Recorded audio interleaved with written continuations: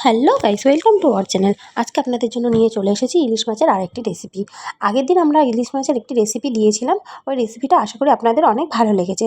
চলুন আজকে আবার একটি রেসিপি আপনাদের দেখে নিই। মাছগুলোকে ভালো করে আঁশ ছাড়িয়ে আমরা ধুয়ে নিয়েছি। এবার মাছগুলোকে কাটার পালা। মাছগুলোকে আমরা ভালো করে এবারে কেটে ধুয়ে নেব। আচ্ছা, আগেই বলে রাখি, এই রান্নাটা বা এই রেসিপিটা যেটা দেখছেন আপনারা, এটা কিন্তু আমার দিদার বাড়িতে করা। তাই এখানে মাটির উনুন কিন্তু রান্নাটা আমরা করব। চলুন, মাছগুলো ভালো করে কাটা হয়ে গেছে।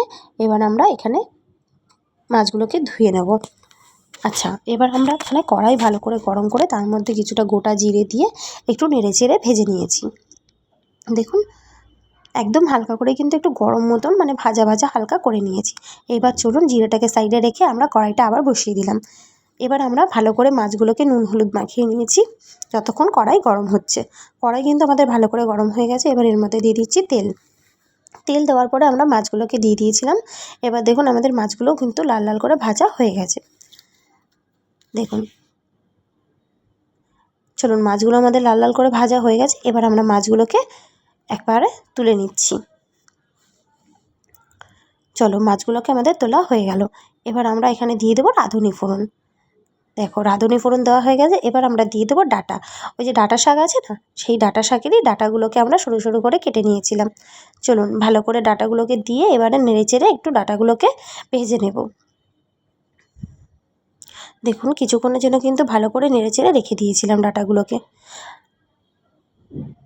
দেখুন, আবারও ভালো করে নেড়েচেড়ে নিচ্ছি। 60% ডাঁটা যখন ভাজা হয়ে যাবে তখন কিন্তু দিয়ে দেবেন এখানে জল। আপনারা আপনাদের পর্যাপ্ত পরিমাণ জল এখানে ইউজ করবেন, যতটা ঝোল আপনারা পছন্দ করেন। চলুন, এবার ভালো করে নেড়েচেড়ে, আচ্ছা, এর মাঝখানে কিন্তু আমরা এখানে দিয়ে দিয়েছিলাম হচ্ছে লঙ্কা বাটা।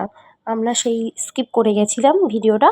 এখানে লঙ্কা বাটা, নুন হলুদ কিন্তু আমরা ওই ঝোলের মধ্যে দিয়ে দিয়েছিলাম। তারপরে আমরা মাছ দিয়েছি।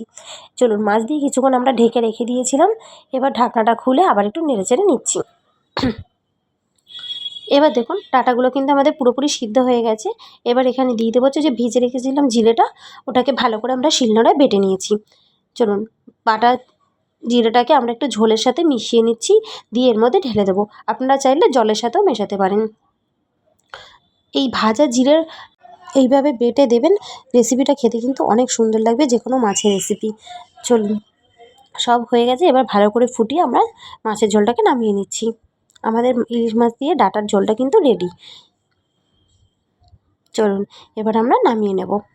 দেখুন তো, কালারটা কি সুন্দর এসছে, আর খেতে কিন্তু অসাধারণ হয়েছিল। ভালো লাগলে একটি লাইক, কমেন্ট, সাবস্ক্রাইব করে আমাদের পাশে থাকবেন।